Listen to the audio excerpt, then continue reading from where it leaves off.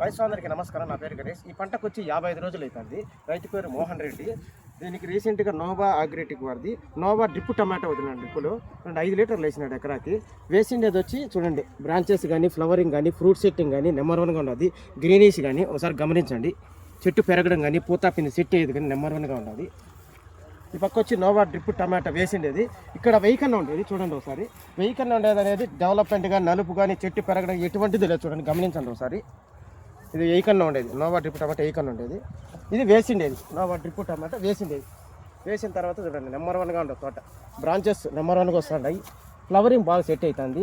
Greenish బాగా వస్తుంది. పూతాపింది బాగా సెట్ అవుతుంది. చూడండి పిందులు బాగా సెట్ అవుతున్నాయి. ఎకరాకి 5 లీటర్లు వేసినారు రైతు. నెంబర్ 1 తోట మొత్తం అంతా ఇట్లే ఉండదు.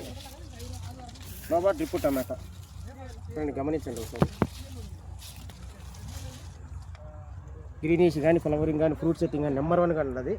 చూడండి మొత్తం ఇట్లే ఉండదు. ఇది వేసిండేది మొత్తం నోవా ప్రోడక్టే అన్నాడు. దీనికి సూపర్ లావా అన్నాడు, మొత్తం అన్నాడు. DAP 37 మొత్తం నోవా అన్నాడు. రీసెంట్గా నోవా డ్రిప్ టమాటా వేసినాడు. వేసిన తర్వాత flowering fruit setting plus greenish కానీ పెరగడం కానీ నెంబర్ 1గా రైతులందరూ ఎకరాకి 5 లీటర్లు వాడుకోవాల్సిందిగా సిఫార్సు చేయండి.